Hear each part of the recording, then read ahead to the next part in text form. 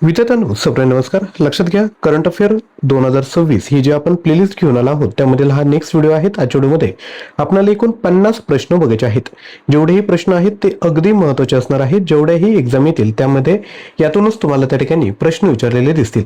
Video काळजीपूर्वक बघा. तसेच लक्षात घ्या, जेवढेही प्रश्न आहेत त्यांचा जर तुम्हाला मॉक सराव करायचा असेल तर प्रश्न विचारल्यानंतर प्रत्येक प्रश्नाचं उत्तर खाली कमेंट करा. 50 प्रश्न आहेत 100 गुणांसाठी.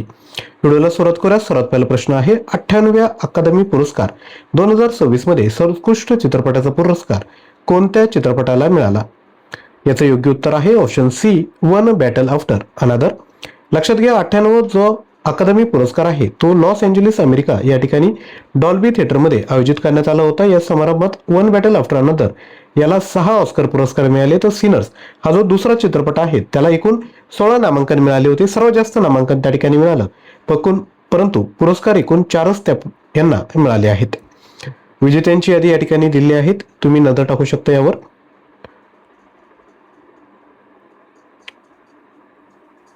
पुढील प्रश्न, आंध्र प्रदेशचे मुख्यमंत्री एन चंद्रबाबू नायडू यांनी अमरावती येथे कोणत्या स्वातंत्र्य सैनिकाच्या 58 फूट उंच कांस्य पुतळ्याचे स्टॅच्यू ऑफ सॅक्रिफाईसचे अनावरण केले? याचे योग्य उत्तर आहे ऑप्शन बी, पोत्ती श्रीरामुलू. लक्षात घ्या, याचे अनावरण 16 मार्च म्हणजेच पोत्ती श्रीरामुलू यांच्या जयंतीनिमित्त करण्यात आले. पोत्ती श्रीरामुलू यांचा जन्म 16 मार्च 1901 मद्रास या ठिकाणी झाला आणि मृत्यू 15 डिसेंबर 1952 ला झाला. ओळख काय तर ते स्वातंत्र्य सैनिक आणि गांधीवादी कार्यकर्ते होते. पुढील प्रश्न, राष्ट्रीय निवडणूक आयोगाने 4 राज्य आणि एका केंद्रशासित प्रदेशात 2026च्या विधानसभेच्या निवडणुकांच्या तारखा जाहीर केल्या आहेत. भारताच्या संविधानातील कोणत्या अनुच्छेदात राष्ट्रीय निवडणूक आयोगाचा उल्लेख आहे? Very very important. याचं जे योग्य उत्तर आहे ते आहे अनुच्छेद 324.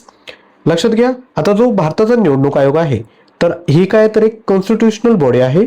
जो लोकसभा, राज्यसभा, राष्ट्रपती, उपराष्ट्रपती आणि राज्य विधानसभेच्या निवडणुका आयोजित करतात. स्थापना झाली 25 जानेवारी 1950 ला.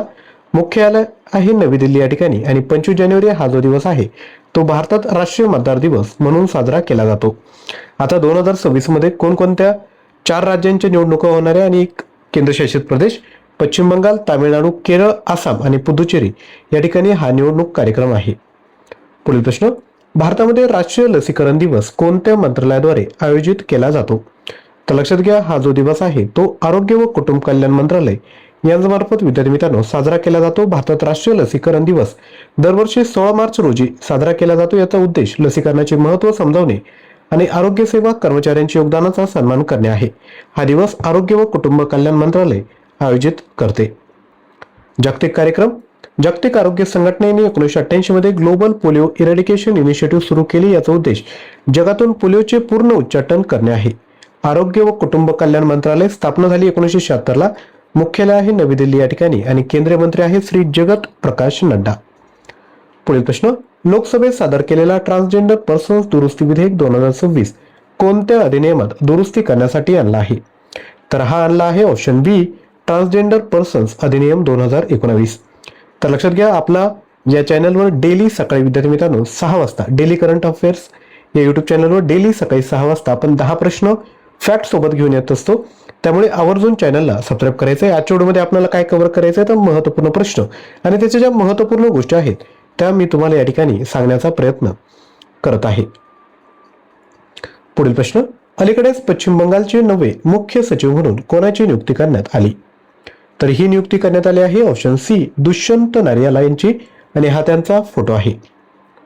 लक्षात घ्या, पश्चिम बंगालमध्ये वरिष्ठ IAS अधिकारी दुष्यंत नारियाला यांची राज्याचे नवे मुख्य सचिव म्हणून नियुक्ती करण्यात आली. त्यांनी नंदिनी चक्रवर्ती यांची जागा घेतली. पश्चिम बंगाल निवडणुका पश्चिम बंगालमध्ये 2 टप्प्यात विद्यार्थी मित्रांनो होणार आहे. पहिला टप्पा 23 एप्रिलला आणि दुसरा टप्पा 29 एप्रिल रोजी या ठिकाणी घेण्यात येणार आहे. पश्चिम बंगाल ज्याची कॅपिटल आहे कोलकाता, मुख्यमंत्री आहेत ममता बॅनर्जी, ही त्यांची 8वी वेळ आहे. विधानसभेच्या 294 जागा आहेत, लोकसभेच्या 42 तर राज्यसभेच्या पश्चिम बंगालमध्ये एकूण 16 जागा आहेत. पुढील प्रश्न, अर्थमंत्री निर्मला सीतारामन यांनी स्टँड अप इंडिया स्कीमच्या दुसऱ्या आवृत्तीची घोषणा केली. ही योजना मुख्यतः कोणाच्या उन्नतीसाठी सुरू करण्यात आली आहे? तर ही जी योजना आहे ती अनुसूचित जाती, अनुसूचित जमाती आणि महिला उद्योजक यांकरता सुरू करण्यात आली. म्हणजेच ऑप्शन बी योग्य उत्तर असेल. ही योजना भारत सरकारने 5 एप्रिल 2016 रोजी सुरू केली होती. मंत्रालय होतं अर्थ मंत्रालय. योजनेचा उद्देश काय आहे तर SC, ST आणि महिला उद्योजकांना आर्थिक सक्षमीकरण देणे, नवीन व्यवसाय सुरू करण्यासाठी बँक कर्ज उपलब्ध करून देणे, 10 लाख ते 1 कोटी पर्यंत बँक कर्ज उपलब्ध करून देणे, प्रत्येक बँक शाखेकडून किमान एक SC, ST आणि एक महिला उद्योजकाला कर्ज देण्याची या ठिकाणी तरतूद केली आहे. ही योजना मॅन्युफॅक्चरिंग, सेवा, ट्रेडिंग आणि कृषी संबंधित क्षेत्रांमध्ये नवीन उद्योग सुरू करण्यासाठी आणली. या कर्जाचा कालावधी 7 वर्षांपर्यंत असतो. पुढील प्रश्न, मतुआ धर्ममेळा मुख्यतः कोणत्या राज्यात आयोजित केला जातो? तर हा आयोजित केला जातो पश्चिम बंगालमध्ये. पुढील प्रश्न, 22 वर्षांच्या अंतरानंतर 2017 मध्ये आशिया कप तिरंदाजीचा दुसरा टप्पा कोणता देश आयोजित करेल? तर हा देश आयोजित करणार आहे आपला प्यारा भारत. लक्षात घ्या, 2027 मध्ये दिल्ली येथे होणाऱ्या आशियाई चषक तिरंदाजी स्पर्धेच्या दुसऱ्या टप्प्याचे यजमानपद भारताला देण्यात आलं आहे. हा एक सुवर्ण क्षण आहे. 22 वर्षानंतर लक्षात घ्या, पहिल्यांदाच मोठा आंतरराष्ट्रीय तिरंदाजी कार्यक्रम असेल. 2005 मध्ये दिल्ली येथे झालेल्या आशियाई तिरंदाजी अजिंक्यपद स्पर्धेत देशात शेवटची मोठी आंतरराष्ट्रीय तिरंदाजी स्पर्धा आयोजित करण्यात आली होती. पुढील प्रश्न, 60वा ज्ञानपीठ पुरस्कार 2025 कोणाला प्रदान करण्यात आला? व्हेरी इम्पॉर्टंट प्रश्न आहे. जेवढे प्रश्न बघतोय ते खरंच खूप महत्वाचे, काळजीपूर्वक बघायचे आणि ज्या गोष्टी इम्पॉर्टंट वाटतील त्या नोटबुकमध्ये नोट डाऊन करून घेऊ शकता. आणि विद्यार्थ्यांनो, आजच्या व्हिडिओचं जे टार्गेट आहे ते आहे 500+. जर तुम्ही व्हिडिओ बघताय, जर तुम्हाला आवडतोय तर नक्की विद्यार्थी मित्रांनो एक लाईक करायचंय आणि जर शक्य असेल तर चॅनलला देखील सबस्क्राईब करून घ्या. तर हा पुरस्कार R. वैरामुथू यांना देण्यात आलेला आहे. लक्षात घ्या, प्रसिद्ध तामिळ कवी R. वैरामुथू यांना वर्ष 2025 साठी 60वा ज्ञानपीठ पुरस्कार देण्यात आला. हा पुरस्कार भारतीय ज्ञानपीठ संस्थेद्वारे दिला जातो. ते ज्ञानपीठ पुरस्कार मिळवणारे तिसरे तामिळ लेखक ठरले. त्यांच्या आधी अकिलन 1975, जयकांतन 2002 यांना हा सन्मान मिळाला होता. लक्षात घ्या, कलिकट्टू इथिकासम, करिवाची काव्यम आणि थन्नीर देशम ह्या त्यांच्या प्रमुख साहित्य कृती आहेत. पुरस्कार त्यांना 7 वेळा राष्ट्रीय चित्रपट पुरस्कार मिळाला. पद्मश्री 2003 ला, पद्मभूषण 2014 ला आणि साहित्य अकादमी पुरस्कार 2003 मध्ये मिळाला. ज्ञानपीठ पुरस्कार हा भारताचा सर्वोच्च साहित्यिक पुरस्कार आहे. सुरुवात 1961 मध्ये झाली होती. हा पुरस्कार कोणत्याही भारतीय शाखेतील भाषेतील लेखकाला दिला जातो. हा पुरस्कारात 11 लाख रुपये, सरस्वती देवीची प्रतिमा आणि सन्मानपत्र या ठिकाणी दिलं जातं. लक्षात घ्या, हा भारतीय ज्ञानपीठ संस्थेकडून दिला जातो. पहिले विजेते कोण होते? श्री शंकर कुरूप. 1965 साली त्यांना ज्ञानपीठ पुरस्कार मिळाला. 59वा ज्ञानपीठ पुरस्कार हा विनोद कुमार शुक्ला, हिंदी साहित्यकार यांना 2024 मध्ये देण्यात आला आहे. 59 लक्षात ठेवा आणि 60 लक्षात ठेवा. पुढील प्रश्न, चापचार कूट हा कोणत्या भारतीय राज्याचा प्रमुख सांस्कृतिक उत्सव आहे? तर हा जो सांस्कृतिक उत्सव आहे तो आहे मिझोरमचा. पुढील प्रश्न, जागतिक परिधान कपडे ब्रँड युनिक्लो ने भारतासाठी आपला नवीन ब्रँड अँबॅसेडर कोणाला नियुक्त केला? तर तो नियुक्त केला आहे जसप्रीत बुमराह यांना. तर लक्षात घ्या, हा कोणाचा आहे? तर हा जपानचा ब्रँड आहे. युनिक्लो स्थापना 1949 ला झाली. मुख्यालय आहे यामागुची, जपान या ठिकाणी. अलीकडील ब्रँड अँबॅसेडरवर एक नजर टाकूयात. क्रिस्टियानो रोनाल्डो परप्लेक्सिटी AI चे ते ब्रँड अँबॅसेडर आहे आणि या कंपनीत त्यांची इन्व्हेस्टमेंट आहे. Harmanpreet Kaur Punjab national bank, Shafali Verma Haryana state commission for women, Rohit Sharma ICC T20 world cup 2026, Sharath Kamal 28th Asian table tennis championship, Sania Mirza, Allen Solly तर Sachin Tendulkar UN road safety कॅम्पेनसाठी त्यांना ब्रँड अँबॅसेडर म्हणून नियुक्त केला आहे. पुढील प्रश्न, अलीकडेच उद्घाटन करण्यात आलेला लोअर कोपिली जलविद्युत प्रकल्प कोणत्या राज्यात आहे? तर हा जो प्रकल्प आहे तो आहे आसाममध्ये. लक्षात घ्या, याचं नुकतंच उद्घाटन भारताचे पंतप्रधान नरेंद्र मोदी यांनी केलं. हा प्रकल्प आसाम राज्यातील वेस्ट कार्बी आंगलाँग आणि दिमा हसाओ जिल्ह्यांमध्ये आहे. हा प्रकल्प कोपिली नदी खोऱ्यावर बांधला आहे. हा प्रकल्प बांधण्यासाठी 2300 कोटीहून अधिक खर्च या ठिकाणी आलेला आहे. हा प्रकल्प आसाम पॉवर जनरेशन कॉर्पोरेशन लिमिटेडने विकसित केला. कोपिली नदी ही एक आंतरराष्ट्रीय नदी आहे. राज्य मेघालय आणि आसाम उगम झाला आहे मेघालयचा पठार. पुढे जाऊन ती ब्रह्मपुत्रा नदीला मिळते. ब्रह्मपुत्रा नदीची दक्षिणेकडील सर्वात मोठी उपनदी आहे आणि लांबी किती याची तर 256 किलोमीटर इतकी. पुढील प्रश्न, कर्नाटक संगीत क्षेत्रात दिला जाणारा संगीता कलानिधी पुरस्कार कोणाला देण्यात आला? तर हा देण्यात आला आहे ऑप्शन बी, जयंती कुमारेश यांना. लक्षात घ्या, जयंती कुमारेश या प्रसिद्ध वीणावादक आहेत. फोटो देखील तुम्हाला दिसत असेल. त्यांनी हातात या ठिकाणी वीणा पकडलेला आहे. 2026 साठी संगीता कलानिधी पुरस्कार त्यांना दिला. हा पुरस्कार द म्युझिक अकॅडमी चेन्नईद्वारे दिला जातो. 34 वर्षानंतर एखाद्या वीणा वादकाला हा सन्मान मिळाला. जयंती कुमारेश चेन्नई, तामिळनाडू येथील आहेत.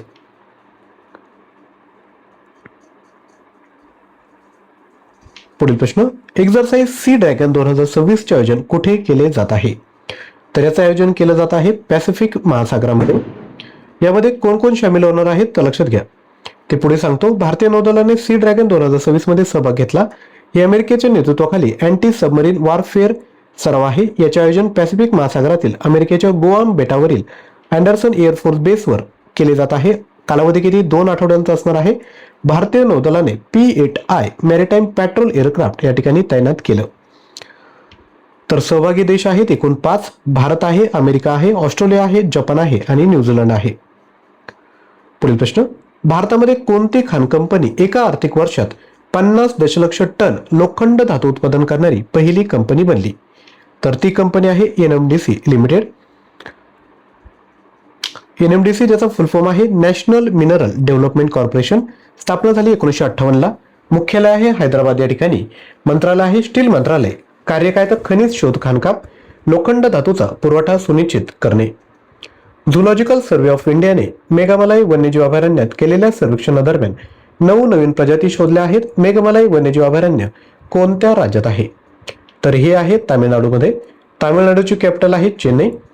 शोधलेल्या 9 प्रजाती कोणत्या आहे? कोळी आहे, मेफ्लाईज आहे, डॅमसेल फ्लाय आहे, बार्क लाईस आहे आणि झुरळ यांचा या प्रजातींमध्ये समावेश आहे. झुलॉजिकल सर्व्हे ऑफ इंडिया ही भारत सरकारची एक संस्था आहे जी देशातील प्राण्यांचा अभ्यास, शोध आणि संवर्धन करते.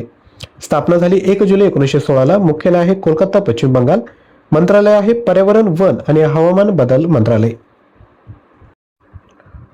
विद्यार्थ्यांनो, अजूनही प्रश्न बघायचे आहेत त्यापूर्वी छोटीशी ॲडव्हर्टाइजमेंट. चालू घडामोडींचं मटेरियल जर तुम्हाला पाहिजे असेल तर ज्यामध्ये 6000 प्रश्न, 150 प्लस ऑनलाईन टेस्ट फक्त 99 रुपयामध्ये मी तुम्हाला प्रोव्हाइड करतोय. यामध्ये जानेवारी 24 ते डिसेंबर 26 पर्यंतच्या मंथवाईज PDF तुम्हाला मिळून जातील. सोबत अर्थसंकल्प, जनगणना आणि परीक्षेत इम्पॉर्टंट असणारे सर्व टॉपिकवर तुम्हाला PDF फाईल प्रोव्हाइड करतोय. तसेच ऑनलाईन टेस्ट देखील देतो आहे. प्राइस आहे फक्त 99 रुपये. हा जर तुम्हाला कोर्स परचेस करायचा असेल तर ऍप्लिकेशन डाउनलोड करा आणि हा कोर्स परचेस करा. लिंक डिस्क्रिप्शन बॉक्समध्ये दिली आहे. यानंतर पुढील प्रश्न, भारतामध्ये ज्ञान भारत मिशन अंतर्गत पांडुलिपी वारशासाठी राष्ट्रव्यापी सर्वेक्षण सुरू करण्यात आले. ज्ञान भारत मिशन कधी सुरू करण्यात आले? तर हे सुरू करण्यात आलं 2025 मध्ये. याचा उद्देश काय आहे तर लक्षात घ्या. देशातील पांडुलिपी वारसा शोधणे, सुरक्षित करणे आणि डिजिटल स्वरूपात त्याचं रूपांतर करणे हा या मिशनचा विद्यार्थी मित्रांनो काय म्हणता येईल की मुख्य उद्देश आहे. लॉन्च केलं केंद्रीय अर्थसंकल्प 2025-26 मध्ये. मंत्रालय आहे ministry of culture. National mission for manuscript 2003 चे हे सुधारित रूप आहे. यानंतर पुढील प्रश्न, महाराष्ट्र विधानसभेने फ्रीडम ऑफ रिलीजन बिल 2026 मंजूर केले. हे विधेयक भारतीय संविधानातील कोणत्या अनुच्छेदाशी सर्वाधिक संबंधित आहे? याचं योग्य उत्तर आहे अनुच्छेद 25. लक्षात घ्या, हा एक धर्मांतराविषयी कायदा आहे जो जबरदस्ती, फसवणूक आणि प्रलोभन देऊन केलेले धर्मांतर रोखण्यासाठी आणला आहे. मुख्य तरतुदी काय तर जबरदस्ती, फसवणूक, प्रलोभन या मार्गाने केलेले धर्मांतर गुन्हा मानला जाईल. शिक्षा 7 वर्ष, 1 लाख किंवा त्यापेक्षा अधिक दंड देखील या ठिकाणी होऊ शकतो. पुढील प्रश्न, हिंदी भाषेसाठी साहित्य अकादमी पुरस्कार 2025 कोणाला देण्यात आला? उत्तर आहे ऑप्शन बी, ममता कालिया यांना.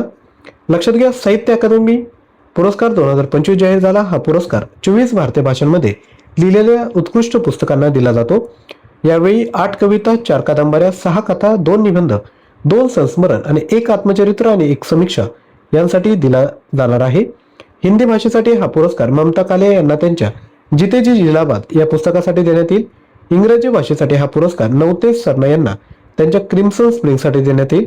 हा कार्यक्रम 31 मार्च 2026 रोजी नवी दिल्ली येथे दिला जाणार आहे. पुढील प्रश्न, साहित्य अकादमी पुरस्कारावर एक नजर टाकूयात. प्रथम पुरस्कार देण्यात आला 1955 ला. साहित्य अकादमीद्वारे हे अवॉर्ड दिले जातात. एकूण भाषा 24. पुरस्कार रक्कम 1 लाख आणि मंत्रालय कोणतं आहे तर संस्कृती मंत्रालय. पुढील प्रश्न, initiative of the year award अलीकडे कोणत्या देशाच्या सेंट्रल बँकला देण्यात आला? तर लक्षात घ्या, गर्वाची बाब आहे. रिझर्व्ह बँक ऑफ इंडियाला हा पुरस्कार देण्यात आला. का देण्यात आला ते महत्वाचं आहे. तर लक्षात घ्या, हा पुरस्कार सर्वप्रथम सेंट्रल बँकिंग लंडन यांकडून दिला जातो. लक्षात ठेवा. RBIला हा पुरस्कार .bank.in डोमेन सुरू केल्याबद्दल देण्यात आला आहे. भारत हा जगातील पहिला देश बनला ज्याने आपल्या बँकिंग प्रणालीसाठी सुरक्षित आणि स्वतंत्र इंटरनेट डोमेन अनिवार्य केले आहे. आता सर्व लायसन्सधारक बँकांची वेबसाईट या डोमेनवर असतील, त्यामुळे फेक वेबसाईटद्वारे होणारी फसवणूक प्रकार कमी होतील. यामुळे ग्राहकांचा बँकिंग प्रणालीवरील विश्वास वाढेल आणि डिजिटल व्यवहार अधिक सुरक्षित होतील. आरबीआय विषयी बघून घेऊ. ही एक केंद्रीय बँक आहे. स्थापना 1 एप्रिल 1935 ला झाली. कशांतर्गत? RBI act 1934.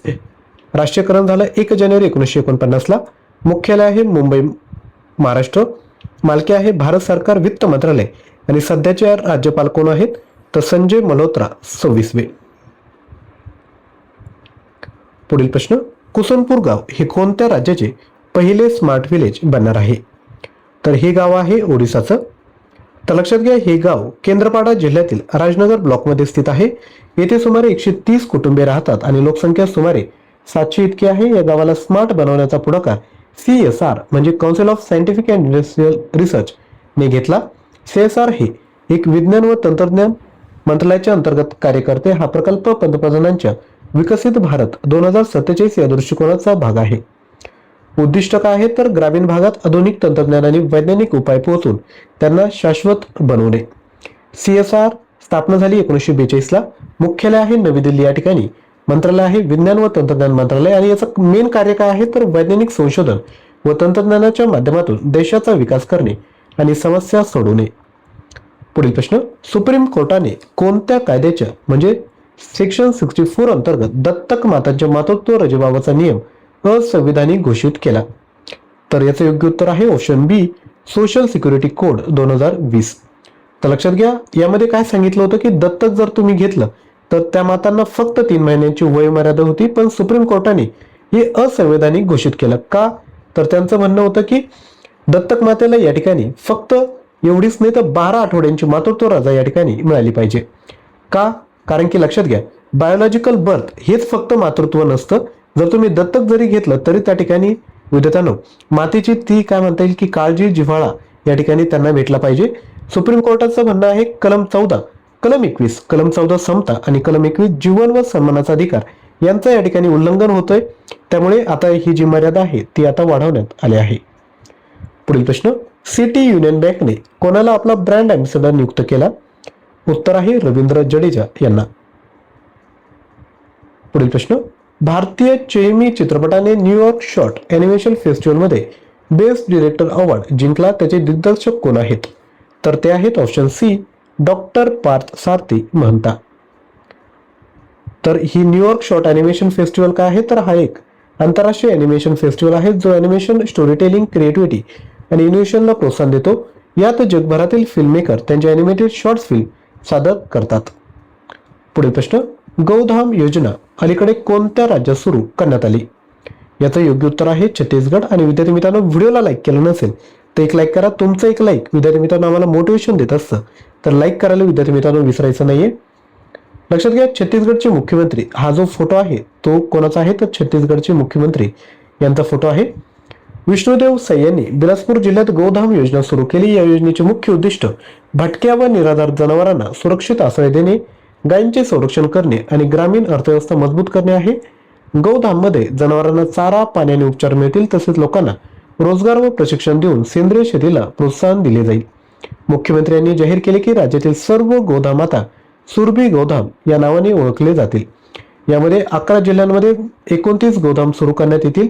यामध्ये चर वाहनांना 10,916 तर गौसेवकांना 13,126 प्रति महिना मानधन देखील या ठिकाणी दिलं जाणार आहे.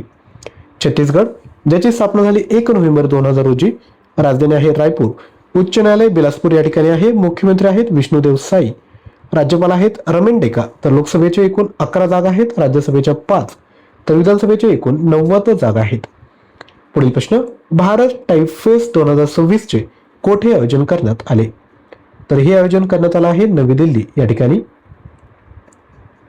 पुढील प्रश्न, नवरोज कोणत्या धर्माचा नववर्ष म्हणून साजरा केला जातो? योग्य उत्तर आहे ऑप्शन बी, पारशी धर्म म्हणजेच झोरोएस्ट्रियन. याचा इतिहास काय? तर नवरोजचा इतिहास प्राचीन फारस यांच्याशी संबंधित आहे. हा सण सुमारे 3000 वर्षांपासून साजरा केला जातो. तो झोरोएस्ट्रियन धर्मातून उद्भवला जो प्राचीन फारसचा प्रमुख धर्म आहे. दिल्ली सल्तनतचा शासक बलबन यांनी भारतात हा सण साजरा करण्याची सुरुवात केली, परंतु मुघल सम्राट औरंगजेब यांनी आपल्या कारकिर्दीत हा उत्सव बंद केलेला होता. पुढील प्रश्न, ऑर्डनन्स फॅक्टरी डे भारतात कधी साजरा केला जातो? योग्य उत्तर आहे 18 मार्च रोजी. आता ही जी ऑर्डनन्स फॅक्टरी बोर्ड आहे, स्थापना झाली 1979 ला. भारतातील संरक्षण उत्पादन व्यवस्थापन करणे. भारतात एकूण 41 ऑर्डनन्स फॅक्टरी आहेत. या संरक्षण मंत्रालयाच्या उत्पादन विभागाच्या अंतर्गत कार्य करतात. पुढील प्रश्न, वर्ल्ड हॅपीनेस इंडेक्स 2026 मध्ये भारताचा क्रमांक काय? तर भारताचा क्रमांक आहे 116वा. यामध्ये टॉपला कोण आहेत तर बघून घ्या. फिनलँड टॉपला आहे, 2 ला आइसलँड आहे, 3 ला डेन्मार्क आहे. चायनाचा क्रमांक आहे 65, नेपाळचा 99, पाकिस्तानचा 104, श्रीलंकेचा 134, तर बांगलादेशचा 127 आणि अफगाणिस्तानचा 147वा क्रमांक आहे. पुढील प्रश्न, भारत सध्या जगात मेट्रो नेटवर्कच्या आकारानुसार कोणत्या स्थानावर आहे? तर भारताचा क्रमांक आहे 3य. पुढील प्रश्न, Kalinga institute of social sciences humanitarian award कोणाला प्रदान करण्यात आला? तर हा अवॉर्ड देण्यात आला आहे नीता अंबानी यांना. तर लक्षात घ्या, हा जो किस ह्युमॅनिटेरियन अवॉर्ड आहे, स्थापना 2008 मध्ये झाली. कलिंग इन्स्टिट्यूट ऑफ सोशल सायन्सेसचा सर्वोच्च सन्मान आहे. हा पुरस्कार त्या व्यक्ती किंवा संस्थांना दिला जातो जे मानवी सेवा आणि सामाजिक विकास यांमध्ये योगदान देतात. पुढील प्रश्न, लघु जलविद्युत विकास योजना कोणत्या मंत्रालयाशी संबंधित आहे? उत्तर आहे ऑप्शन बी, नवीन आणि नवीकरणीय ऊर्जा मंत्रालय.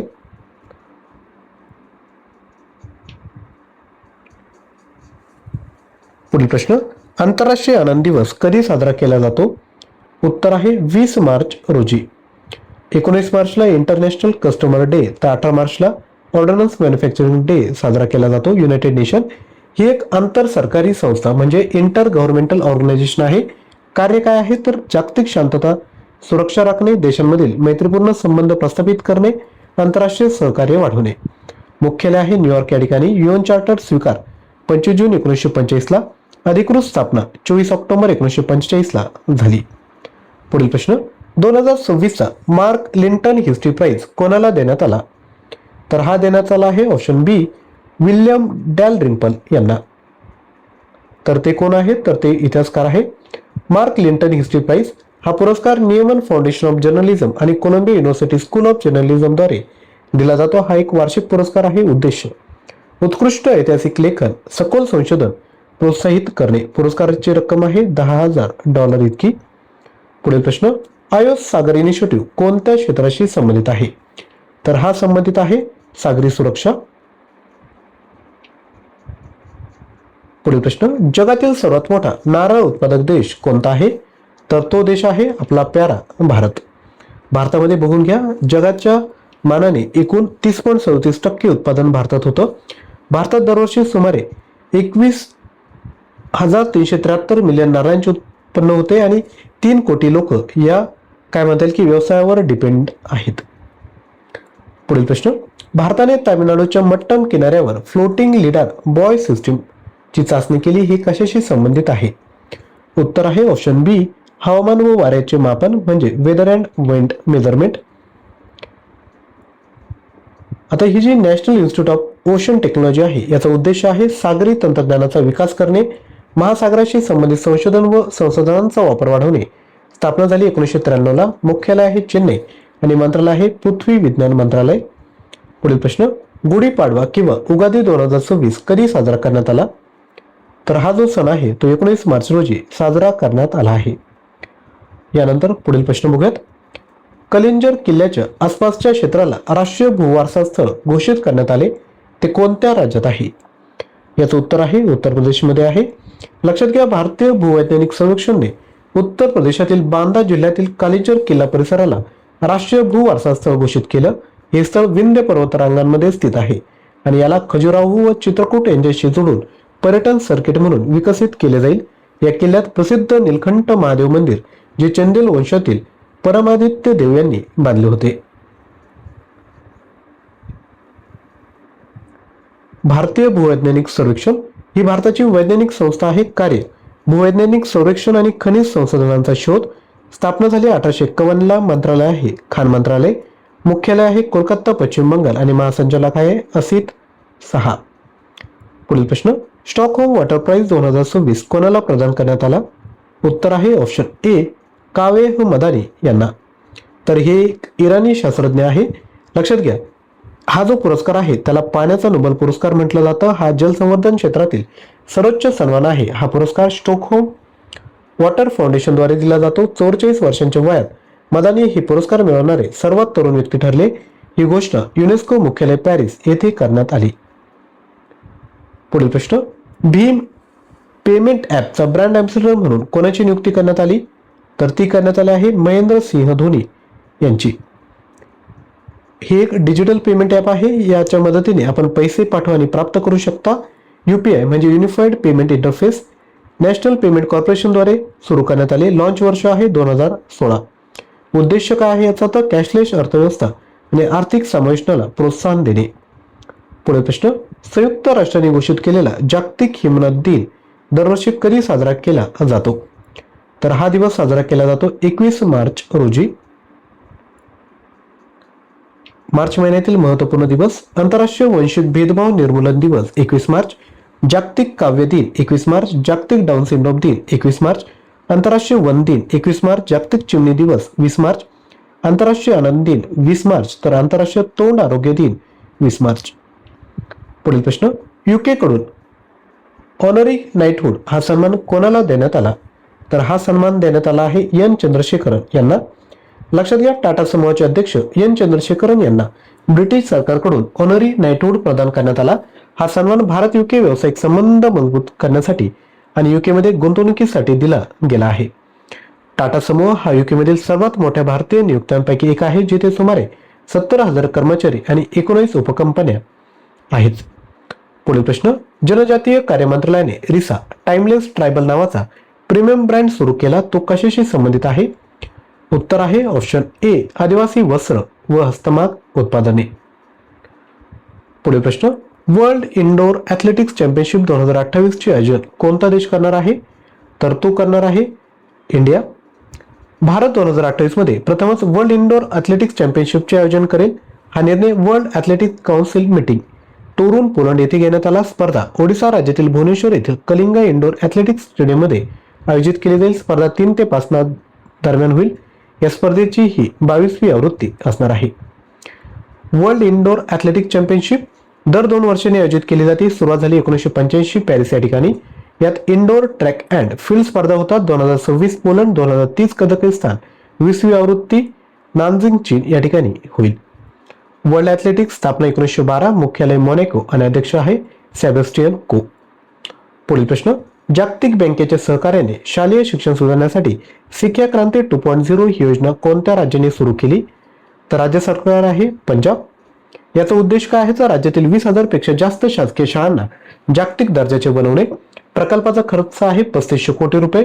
पुढील 6 वर्षात खर्च केला जाईल. यामध्ये 2500 कोटी वर्ल्ड बँक देईल, तर 1000 कोटी राज्य सरकार या ठिकाणी टाकणार आहे. वर्ल्ड बँक जागतिक बँक आहे. ती देशांना कर्ज आणि तांत्रिक मदत पुरवते. उद्दिष्ट दारिद्र्य कमी करणे आणि विकास प्रकल्पांना मदत करणे. स्थापना 1944 ला झाली. मुख्यालय आहे वॉशिंग्टन DC USA या ठिकाणी. आणि अध्यक्ष कोण आहे याचे? तर अजय बंगा हे अध्यक्ष आहेत. पुढील प्रश्न, केंद्रीय मंत्रिमंडळाने देशात 100 नवीन प्लग अँड प्ले औद्योगिक पार्क विकसित करण्यासाठी कोणत्या योजनेला मंजुरी दिली? उत्तर आहे ऑप्शन बी भारत औद्योगिक विकास योजना. पुढील प्रश्न, फोर्ब्सच्या जगातील अब्ज देशांची यादी 2026 मध्ये समाविष्ट होणारे भारतीय शिक्षक कोण? तर ते आहेत अलक पांडे. भारतातील टॉप 3 कोण आहेत? मुकेश अंबानी, गौतम अडानी आणि सवित्री जिंदाल व कुटुंब. फोर्ब्स ही अमेरिकेतील एक प्रसिद्ध बिझनेस मासिक आहे, जी जगातील सर्वात श्रीमंत लोक, प्रभावशाली महिला अशा विविध याद्यांसाठी ओळखली जाते. स्थापना 1917 मध्ये झाली. मुख्यालय आहे Jersey city, new Jersey, America हे. तर विद्यार्थ्यांनो, अशा पद्धतीने आपण एकूण 50 प्रश्न बघितले आहेत. आय होप तुम्हाला व्हिडिओ उपयुक्त वाटला असेल. हा दुसरा पार्ट आहे. पहिला पार्ट ऑलरेडी मी अपलोड केला आहे. तो जर बघायचा असेल तर चॅनलच्या प्लेलिस्टमध्ये जा आणि तो पहिलाही पार्ट तुम्ही बघून घ्या. डेली बेसिसवर तयारी करायची असेल तर चॅनलला आत्ताच सबस्क्राईब करायचं आहे आणि शेजारी बेल आयकॉनला क्लिक करायचं. डेली सकाळी 6 वाजता आपला व्हिडिओ येत असतो. तसेच अजूनही व्हिडिओला लाईक केलं नसेल तर लाईक करा, खाली हाय बटनावर क्लिक करा. तसेच हा जो व्हिडिओ आहे तो इतरांपर्यंतही शेअर करा. फक्त 99 रुपयामध्ये जे मटेरियल मी तुम्हाला प्रोव्हाइड करत आहात ते देखील आपण घेऊ शकता. याकरता ॲप्लिकेशन डाउनलोड करा आणि हा कोर्स परचेस करा. आजच्या व्हिडिओमध्ये या ठिकाणी थांबत आहोत. थँक्यू.